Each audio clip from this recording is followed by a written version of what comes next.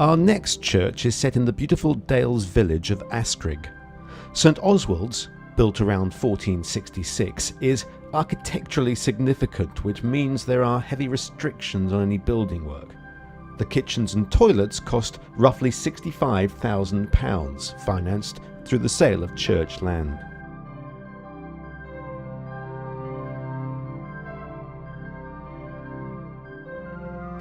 Looking around this building, Anne, it's clearly listed, I would imagine, Grade 1. Yes, it's Grade 1 listed.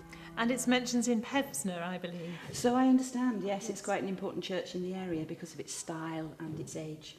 So were there particular problems or issues that faced you in undertaking a project to put a new kitchen and toilet in? I think the biggest issue there was the removal of these pews that used to be in this area here. They were given to the church by the Methodists, and when the Methodist church closed, the Methodists came and sat in them. When we took the pews out, there was a large mound of soil under the tower area, and so it had to be dug out and flattened, obviously, to make this social area. And we had problems with the colouring of the tiles on the floor because the new ones look too new against the old. So these tiles actually came from a church in Barnsley that was being, it's been made redundant. Yes. And so they brought the tiles up for us so that it obviously blended in with the rest. So I thought the floor was original when I walk in. Yes, it does look like that, doesn't it? Yes, yes, very good. Yeah. Did you have to move any significant memorials or monuments? Yes, there was a large one behind where the kitchen is.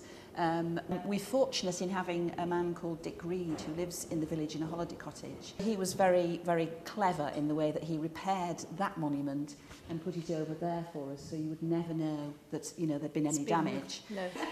There was also one in the toilet area, which is now over there, and again that one was damaged. You can see it's cracked, yes. Can't you? Yes.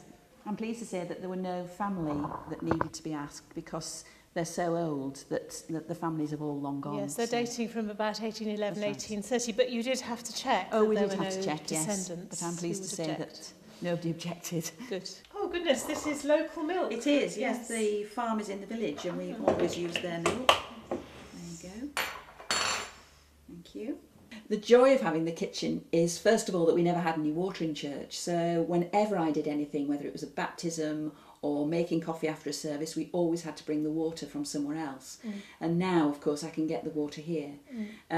Also, when we have weddings and funerals, having the toilet means that the congregation don't have to worry, particularly the elderly who need to have a toilet near. They can now relax and know that there's one in church, which does make a big difference. Could you explain the implications of a building being listed? Well, the government has an agency that decides what buildings should be included on a list because of their special architectural and historic merit. And they have different categories, Grade 1, Grade 2 star and Grade 2. It is their historic and architectural character and qualities that are the criteria for getting onto that list. And the higher up you are, Grade 2 star, Grade 1, the more difficult the hurdles become to actually overcome if you want to make alterations, extensions or whatever to a building.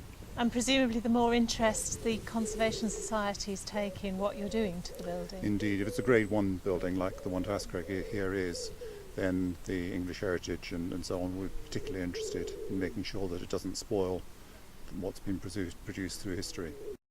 So what did the members of the congregation think about the project?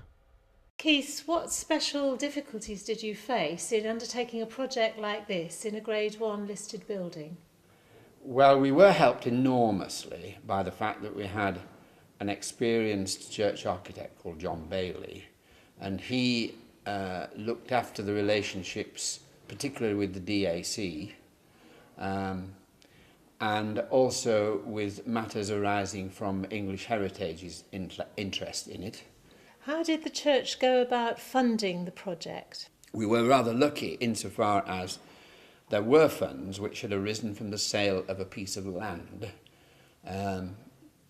not immediately adjacent to the church, but 100 metres away, and the piece of land had outline planning consent for residential building, and I think I'm right in saying there's nowhere else in Askrigg where that would be forthcoming.